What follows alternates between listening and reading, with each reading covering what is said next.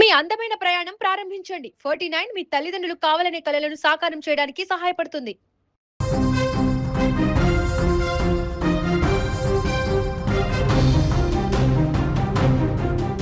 తుని చిన్నారి మిస్సింగ్ కేసులో ఊహించని బిగ్ ట్విస్ట్ చోటు చేసుకుంది. చిన్నారి ఆచూకీ కోసం ముమ్మరంగా గాలింపు చర్యలు చేస్తున్న తరుణంలో పాప మిస్సింగ్ అయిన చోట ఓ బొమ్మ దర్శనమివ్వడం ఈ కేసులో సంచలనంగా మారింది. అయితే ఉదయం తోటలో పనులు చేసినప్పుడు కనిపించని బొమ్మ మధ్యాహ్నం ఎలా కనిపించింది? ఇంతకు ఆ బొమ్మ ఎవరు పెట్టారు? ఆ బొమ్మ ద్వారా ఏం సందేశం ఇవ్వాలనుకుంటున్నారు? నిజంగానే కొంతమంది అనుకుంటున్నట్లు చిన్నారికి క్షుద్ర పూజలు జరిగాయా? ఇక ఇదే అంశానికి సంబంధించి మరింత సమాచారాన్ని మా బ్యూరో చీఫ్ విజయ్ అందిస్తారు. విజయ్, చెప్పండి, పాప మిస్సింగ్ కేసులో ఈ బొమ్మ కనిపించడం ఎలా చూడొచ్చు? అసలు ఈ బొమ్మకి పాప మిస్సింగ్కి ఏమైనా సంబంధం ఉందా? దాదాపు ఒక 10 రోజుల నుంచి కూడా తునికి సంబంధించినటువంటి చిన్నారి మిస్సింగ్ కేసులో రోజుకొక మిస్టరీ బయటకు వస్తుంది, మిస్టరీ వీడుతుంది, అలాగే రోజుకొక కొత్తగా ఇంకొక మిస్టరీ క్రియేట్ అవుతుంది. అంటే రోజుకొక టర్నింగ్ తీసుకుంటుంది మొత్తం పాపకు సంబంధించినటువంటి మిస్సింగ్ కేసు. అయితే ఇవాళ తాజాగా ఉదయం అంటే మొత్తం ఆ పామాయిల్కి సంబంధించినటువంటి తోటనంతా కూడా అక్కడున్న జంగిల్ని క్లియరెన్స్ చేయడం కోసం అక్కడున్నటువంటి దాదాపు ఒక 2 అడుగుల వరకున్న ఆ గడ్డిని తొలగిస్తే ఏదైనా పాపకు సంబంధించినటువంటి ఆనవాళ్ళు కానీ ఆధారాలు కానీ దొరుకుతాయనేటువంటి ఉద్దేశంతో మొత్తం ట్రాక్టర్స్ని ఏర్పాటు చేసి మొత్తం అక్కడున్నటువంటి ఆ జంగిల్నంతా కూడా క్లియర్ చేయడానికి ఇవాళ మొత్తం టీం అంతా కూడా రెడీ అయింది. అలా మార్నింగ్ నుంచి మధ్యాహ్నం వరకు కూడా ట్రాక్టర్స్తో క్లీన్ చేస్తున్నటువంటి క్రమంలో సరిగ్గా పాప ఇంటికి కేవలం ఒక 200 మీటర్ల దూరంలో ఒక ఫెన్సింగ్ ఉన్నటువంటి ప్రాంతంలో 2 బొమ్మలు అంటే 1.5 అడుగు నుంచి 2 అడుగులు మీరు స్క్రీన్లో చూడొచ్చు. స్క్రీన్ మీద బొమ్మల విజువల్స్ 2 బొమ్మలను అక్కడ ఎవరో కొంతమంది గుర్తు తెలియని వ్యక్తులు అక్కడ తగిలించినట్టుగా పెట్టినట్టుగా ఉన్నటువంటి పరిస్థితి. ఇది సుమన్ టీవీ కెమెరాకు కనిపించాయి. వెంటనే అక్కడ మార్నింగ్ నుంచి అక్కడే ఉంటున్నటువంటి మన ప్రతినిధి కూడా వెంటనే ఆ విషయాన్ని చూసి ఈ విషయాన్ని ఒక్కసారిగా వెలుగులో తీసుకొచ్చినటువంటి విషయం తెలిసిందే. అయితే ఇప్పుడు అనేక రకాల అనుమానాలు వ్యక్తమయ్యాయి. మొదట ఆ బొమ్మల్ని ఎందుకు పెట్టారు? కేసును తప్పుదోవ పట్టించడానికే పాప మీద ఏదైనా క్రైమ్ చేసినటువంటి వ్యక్తులు సో ఈ విధంగా చేసి ఉంటారా, లేదంటే అక్కడ ఏదైనా అఘాయిత్యం జరగరానటువంటి ఘోరం అంటే నిన్న అమావాస్య సోమవారం కావడంతో ఏదన్నా పాపని బలి తీసుకోవడం కోసం ఎవరన్నా ఇలా చేసి ఉంటారా అనేటువంటి కొంత అనుమానం కలిగింది. కానీ అలాగే మనం ముందుగా చెప్తున్నట్టుగా పోలీసులే అక్కడ ఉన్నటువంటి ఒక క్లూని సేకరించేటువంటి క్రమంలో భాగంగా ఇన్వెస్టిగేషన్లో భాగంగా పోలీసులే లేదంటే అక్కడ ఉన్నటువంటి ఫారెస్ట్ అధికారులు యానిమల్కి సంబంధించినటువంటి ఆ డిపార్ట్మెంట్ అధికారులు అక్కడ ఈ బొమ్మలు పెట్టి ఉంటారా అనేది మనం కూడా ముందటి వీడియోలో చెప్పాం. ఇప్పుడు కూడా దానికి సంబంధించినటువంటి ఒక క్లారిటీ కూడా వచ్చింది. ఏంటంటే పోలీసులు అక్కడ ఉన్నటువంటి అధికారులే ఈ బొమ్మల్ని ఏర్పాటు చేశారు. ఎందుకు పోలీసులు బొమ్మల్ని ఏర్పాటు చేయాల్సినటువంటి పరిస్థితి? బొమ్మల్ని ఏర్పాటు చేస్తే పాప ఆచూకీ ఎలా దొరుకుతుంది అనే అనుమానం అందరికి కూడా వ్యక్తం కావచ్చు. అందుకు ఏంటంటే ఏదైనా ఒక జంతువు అంటే ఈ వయసు ఉన్నటువంటి 2.5 సంవత్సరం 3 సంవత్సరాలు లేదా 5 ఏళ్ల లోపల ఉన్నటువంటి పిల్లల మీద పసిపిల్లల మీద క్రూర జంతువులు అటాక్ చేస్తుంటాయి.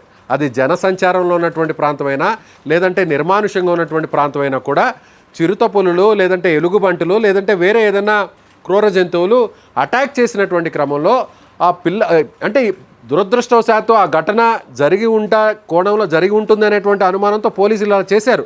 కానీ మనం కానీ సుమన్ టీవీ కానీ పాప మీద అలాంటి అటాక్ జరగకూడదనే కోరుకుంటున్నాం.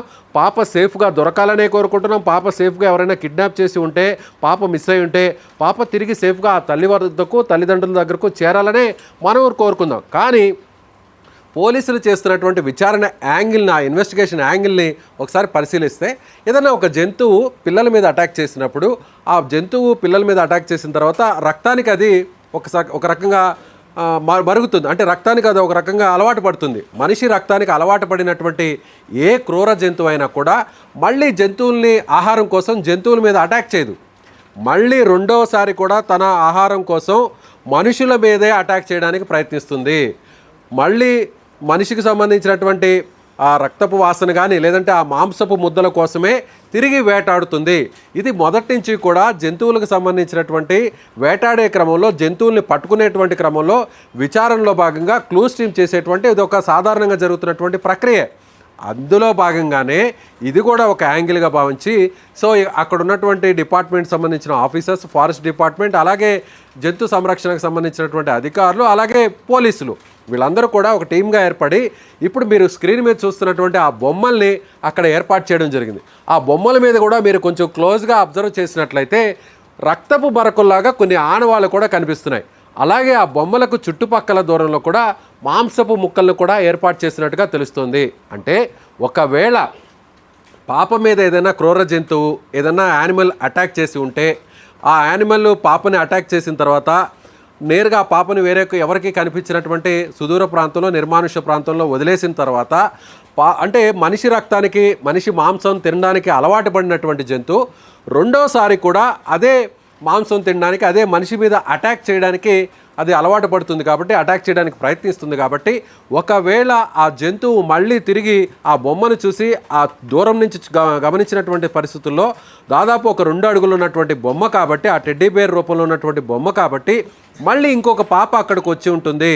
సో ఇంకొక పాప మీద కూడా అటాక్ చేసి ఆహారంగా తీసుకోవచ్చు అనేటువంటి కోణంలో భ్రమపడి ఏదైనా దాడి చేసినటువంటి జంతువు అక్కడ సంచరిస్తుంటే తిరిగి మళ్ళీ అక్కడికి వస్తుంది అనేటువంటి కోణంలో భాగంగానే పోలీసులు అక్కడ ఉన్నటువంటి అధికారులే ఈ బొమ్మలను ఏర్పాటు చేస్తున్నట్టుగా కొద్దిసేపటి కిందటే సుమన్ టీవీకి క్లారిటీ వచ్చింది. అక్కడ ఉన్నటువంటి మన ప్రతినిధులు కూడా చెప్పారు. అంటే పోలీసులు ఏ చిన్న అవకాశాన్ని కూడా వదిలిపెట్టే పరిస్థితి లేదు. ఎందుకంటే ఇవాళ 11వ రోజు, రోజు రోజుకి ఆశలు సన్నగిలుతున్నాయి. మొదటి రోజు నుంచి వారం రోజుల వరకు ఒక ఎత్తు, అంటే కుక్క చనిపోయిన తర్వాత ఎలా అయినా సరే కుక్క ఆ పాపని గుర్తిస్తుంది, పాప ఉన్నటువంటి ఆ ప్లేస్ని ఏ విధంగా లేదంటే పాప మీద ఎవరైనా అటాక్ చేసి ఉంటే వాళ్ళు కూడా గుర్తించడానికి ఎవిడెన్స్ సేకరించడానికి కుక్క మనకి ప్రధానమైనటువంటి ఒక ఆధారంగా మారుతుందని పోలీసులు అధికారులు ఆ వీడియోని చూస్తున్న వారు పాప ఇన్సిడెంట్ని ఫాలో చేస్తున్న ప్రతి ఒక్కరు కూడా లక్షల మంది ఇదే కోరుకున్నారు. కానీ అనూహ్యంగా కుక్క చనిపోవడం జరిగింది. ఇప్పుడు ఉన్న ఏకైక ఆధారం కూడా పోవడంతో ఇప్పుడు పోలీసులు అక్కడ ఉన్నటువంటి అధికారులందరూ కూడా ఎలా అయినా సరే పూర్తి స్థాయిలో జల్లెడ పట్టి ఎలా అయినా సరే పాప ఆచూకీని కనిపెట్టాలనేటువంటి కోణంలోనే ఉన్న ప్రతి అవకాశాన్ని కూడా 0.1% ఉన్నటువంటి ఛాన్స్ను కూడా వదిలిపెట్టకుండా అక్కడ పాప ఆచూకీని కనిపెట్టే ప్రయత్నం అయితే చేస్తున్నారని చెప్పవచ్చు. Deepika. Right Vijay, thank you.